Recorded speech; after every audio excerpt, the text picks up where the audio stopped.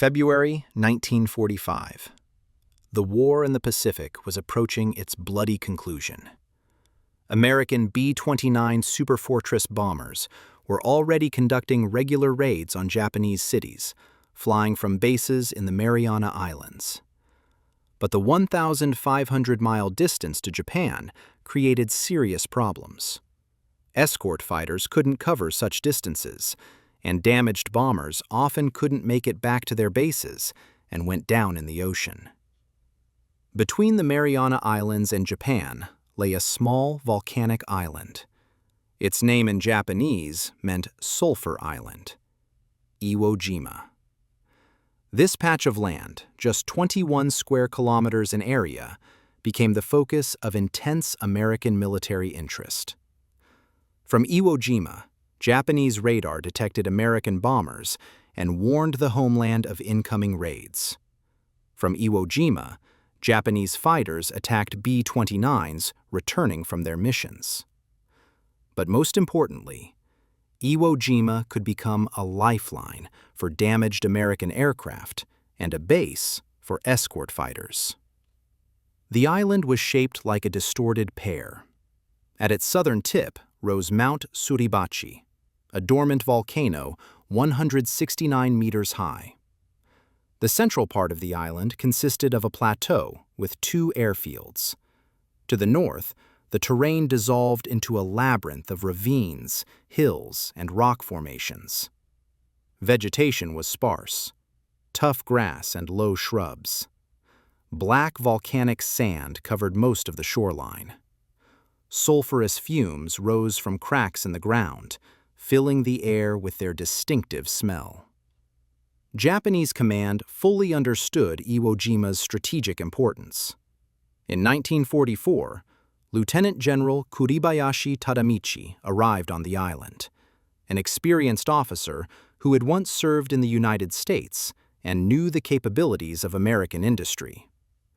Kuribayashi was tasked with turning the island into an impregnable fortress. He understood that holding the beaches would be impossible. American superiority in firepower was overwhelming. So the general chose a new approach. Construction of an underground fortress began across the island. 21,000 Japanese soldiers and Korean laborers dug tunnels through volcanic rock. Work continued day and night. Oppressive heat, sulphurous fumes, and lack of water turned the construction into torture. But the work continued. Kuribayashi created a system of 18 kilometers of tunnels connecting bunkers, supply depots, hospitals, and command posts. The tunnels descended to depths of 30 meters. The main defensive positions were located on Mount Suribachi and in the northern part of the island. The Japanese installed hundreds of artillery pieces and mortars. Firing positions were carefully camouflaged. Gun ports opened only for firing, then immediately closed. Artillery was positioned in caves with multiple exiting. If one was destroyed, the crew would roll the gun to another. Anti-tank guns were placed to fire along the beaches. Machine gun nests provided overlapping fields of fire. Kuribayashi forbade the senseless banzai charges that led only to wasteful casualties. Each soldier was expected to kill at least 10 Americans before dying himself. American command scheduled the operation for February 19, 1945. 3 Marine divisions were allocated for the island's capture: the 3rd, 4th, and 5th. The total strength of the landing force was approximately 70,000 men. The operation was commanded by Lieutenant General Holland Smith, with Major General Harry Schmidt in direct command of the landing force. Military planners estimated the island would be captured in 5 days. Preparation for the landing began in December 1944. American aircraft struck Iwo Jima daily.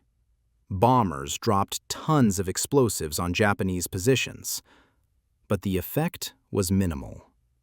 The underground fortifications withstood even direct hits from heavy bombs. 3 days before the landing, battleships and cruisers arrived off the island. Massive naval bombardment began. Heavy shells up to 406 millimeters in caliber plowed the island's surface. It seemed nothing could survive such firepower. But the Japanese fortifications remained virtually untouched. The morning of February 19th was clear. The sea was relatively calm. At 8:30 in the morning, the first waves of landing craft headed toward Iwo Jima's eastern coast. The Marines were tense, but no fire came from shore. The boats reached the beach. Ramps dropped, and soldiers ran out onto black volcanic sand. The first 300 meters passed without a single shot. The Marines began climbing steep terraces of loose sand that swallowed their feet to the ankles. Vehicles struggled to get ashore.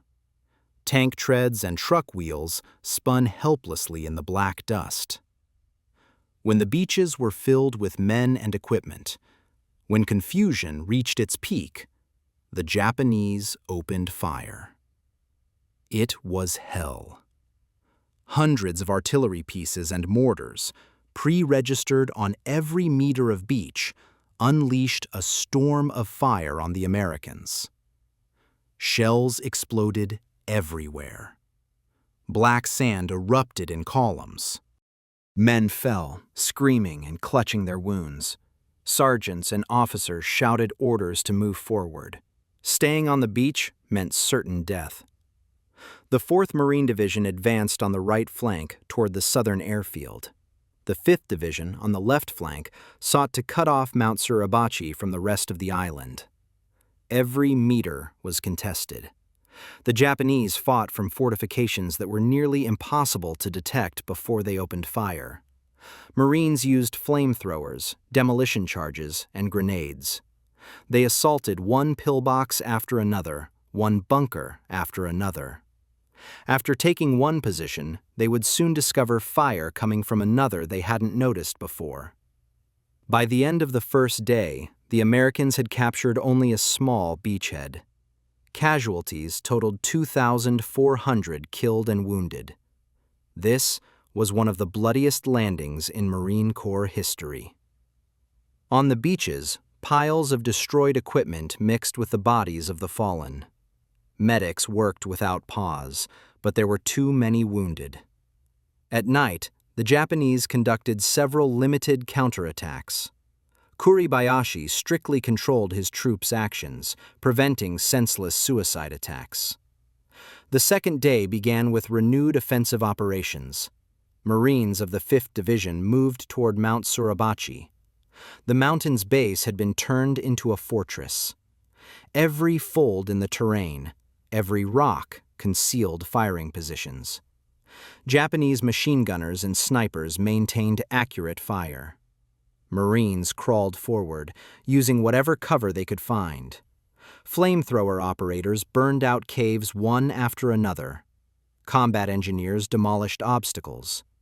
Progress was measured in meters per hour. On the right flank, the 4th Division advanced across the central plateau toward the north. Here, the terrain was relatively open, but Japanese artillerymen had excellent observation. Minefields blocked the path of tanks. Marines took cover under fire, pressing themselves into the volcanic sand. Officers rallied men for attacks. Some ran forward, others fell to enemy bullets.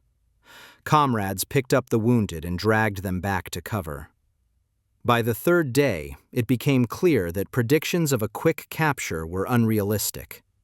Each bunker had to be destroyed individually. The Japanese used tunnels to move between positions undetected. Positions thought to be cleared would open fire again an hour later.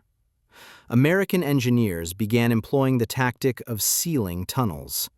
Entrances were buried by bulldozers or blown up, burying the defenders alive inside. On February 23rd, a patrol of 40 Marines began climbing to Suribachi's summit. The route was littered with the bodies of fallen comrades from previous attempts. Japanese resistance had weakened. Most of the mountain's defenders were already dead. The patrol reached the top. Sergeant Ernest Thomas found a piece of Japanese water pipe. They attached a small American flag brought from a landing ship. At 10:20 in the morning, the flag was raised. Below, on the beaches and positions, thousands of Marines and sailors on ships saw it and erupted in celebration. Ship horns blared, men shouted and wept. But command decided the flag was too small. Colonel Johnson wanted a larger flag that everyone could see. A second group of Marines climbed the mountain with a bigger flag. Associated Press photographer Joe Rosenthal accompanied them. When the flag was raised, Rosenthal took a photograph. This image became one of the war's most famous pictures. But the capture of Suribachi was only the beginning. Weeks of bloody fighting still lay ahead. The main Japanese forces were positioned in the northern part of the island. Here, the terrain consisted of jumbled rocks, ravines, and hills. The Japanese had created several defensive lines of incredible density. Every hill, every gorge had been turned into a fortress. The Americans attacked with 3 divisions in line. The 3rd Marine Division, committed to battle later, took the center. The 4th operated on the right, the 5th on the left. Progress was agonizingly slow. A day's advance might cover 50, sometimes 100 meters. Casualties mounted daily. Company after company melted away in combat. Units that began the operation with 200 men shrank to 50 or 60. Sergeants commanded platoons. Corporals led squads. The wounded were sent to ships, from where many went to hospitals in the Marianas. The most seriously injured were evacuated further, to Hawaii. On March 1st, the Japanese launched their largest counterattack. About 1,000 soldiers, many of them sailors from lost ships and support personnel, attacked positions of the 4th and 5th Divisions. This was a departure from Kuribayashi's tactics, which forbade mass attacks. But the situation was becoming hopeless, and the Japanese made a desperate attempt. The attack began before dawn. The Japanese shouted, fired, and waved swords. Marines met them with heavy fire from rifles, machine guns, and mortars. The fight was furious and brief. By dawn, all the attackers were dead. The Americans lost about 100 killed and 200 wounded. Artillery support was massive, but often ineffective against underground fortifications. Naval and field artillery fired continuously. Aircraft struck with bombs and napalm. But the Japanese waited out bombardments in deep tunnels and returned to their positions when American infantry began advancing. Tanks tried to support the Marines, but in the rough terrain their effectiveness was limited. Many tanks hit mines or were destroyed by anti-tank guns. The fighting took on the character of brutal positional warfare. Marines slowly ground through the Japanese defense. Each morning began with artillery preparation. Then the infantry attacked. The Japanese let the Americans get close before opening murderous fire. Marines took cover, called for support, rose again, and moved forward. By evening, the attack ceased. They counted casualties, evacuated the wounded, and brought up reserves. At night, the Japanese conducted infiltrations. Small groups penetrated through the front lines and attacked command posts, supply depots, and hospitals. Supply was a difficult task. Everything needed was brought ashore across still dangerous beaches that the Japanese periodically shelled. Then, cargo was transported by jeep and truck to the front. Ammunition, water, food, medical supplies, all were needed in enormous quantities. The wounded were evacuated in the opposite direction. Corpsmen and medics risked their lives pulling men out under fire. By mid-March, the Japanese defense began to collapse. The Americans controlled most of the island. Japanese forces were compressed into a small area at the extreme north. But they continued fighting. Every cave, every tunnel became a battlefield. Marines used flamethrowers, explosives, sometimes simply sealed entrances. Fierce fights occurred in the underground labyrinths. Darkness, smoke, screams, grenade explosions. Combat in the tunnels was the most terrifying. On March 16th, the island was officially declared secure. But fighting continued. The remaining Japanese fought from their last fortifications. They were running out of ammunition, food, and water. The wounded died without medical care. But surrender was not considered. Japanese soldiers were prepared to die for the emperor and their homeland. General Kuribayashi was still alive and directing the garrison's remnants from his command bunker in the island's north. On March 23rd, he sent his final message to Tokyo. It stated that all retreat routes were cut off. The troops had suffered catastrophic losses, but would fight to the end. Kuribayashi said goodbye to his family in final letters. He knew he would never see Japan again. On March 26th, before dawn, about 300 remaining Japanese soldiers launched a final desperate attack. They broke through American positions, reached the airfield area, and temporarily captured several tents. Marines and airmen grabbed weapons. A fierce fight erupted. The Japanese fought with the fury of the doomed. By morning, all attorneys were dead. Among them, presumably, was General Kuribayashi, though his body was never identified. March 26th is considered the official end date of the Battle of Iwo Jima, but isolated pockets of resistance remained for several more weeks. The last Japanese soldiers hid in caves, making nighttime raids. They were hunted down and eliminated. 2 Japanese soldiers, Yamakage Kufuku and Matsudo Linsoki, held out in the tunnels until January 1949, nearly 4 years after the war's end. When they finally surrendered, it became a sensation. American losses in the Battle of Iwo Jima totaled 6,821 killed and 19,218 wounded. This was one of the few battles in the Pacific Campaign where American casualties exceeded Japanese losses. Of the 21,000 Japanese defenders, only about 1,000 survived, most of them severely wounded. 27 Marines and sailors received the Medal of Honor, America's highest military decoration. 13 of them posthumously. Debates about the necessity of this battle began even before it ended, and continue to this day. Critics pointed to the enormous casualties in assaulting a small island.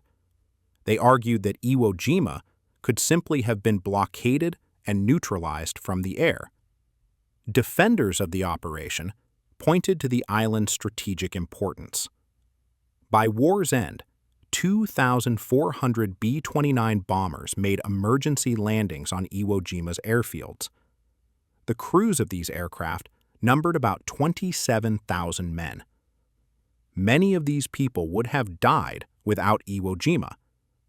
The island became a base for P-51 Mustang fighters that escorted B-29s all the way to Japan and back.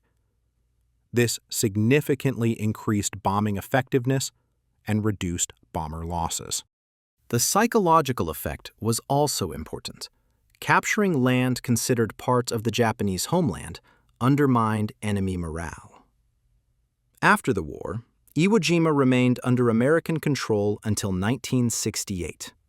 Then the island was returned to Japan, but an American military base continued operating there. The Japanese government renamed the island Ioto, a more correct pronunciation of the same characters. But to the world, it remained known as Iwo Jima. Numerous memorials stand on the island, both American and Japanese. Monuments to the fallen from both sides recall the terrible price of that battle. Every year, veterans, their children, and grandchildren come to the island to honor the memory of the fallen. American and Japanese veterans who once sought to kill each other now meet as old warriors, respecting their former enemies' courage. The Battle of Iwo Jima became a symbol of sacrifice and determination. For Americans, it exemplifies Marine Corps heroism and willingness to advance under any fire. For Japanese, it represents the unparalleled courage of defenders who fought without hope of victory or survival. Both peoples honor the memory of those who fought and died on the black sands of a small volcanic island in the middle of the Pacific Ocean. The story of Iwo Jima is not just a battle narrative. It's a story about the limits of human endurance, about what people are capable of when placed in inhuman conditions. Young Americans and Japanese, torn from home, from families, from peaceful life, fought and died for objectives that many of them perhaps didn't fully understand. They did what they believed to be their duty. Today, Iwo Jima is uninhabited. There is no permanent civilian population on the island. Only a small military garrison maintains the base. The black beaches are empty. Mount Suribachi rises silently above the ocean. The ground still yields remains of soldiers and unexploded ordnance. Search teams continue their work, striving to find and identify the bodies of those who went missing more than 70 years ago. The Battle of Iwo Jima ended in March 1945, but its echoes are heard to this day. In families who lost loved ones, in the memories of the few surviving veterans, in history textbooks where this battle occupies an important place, and on the island itself, where the earth preserves the memory of those 36 days when hell raged here.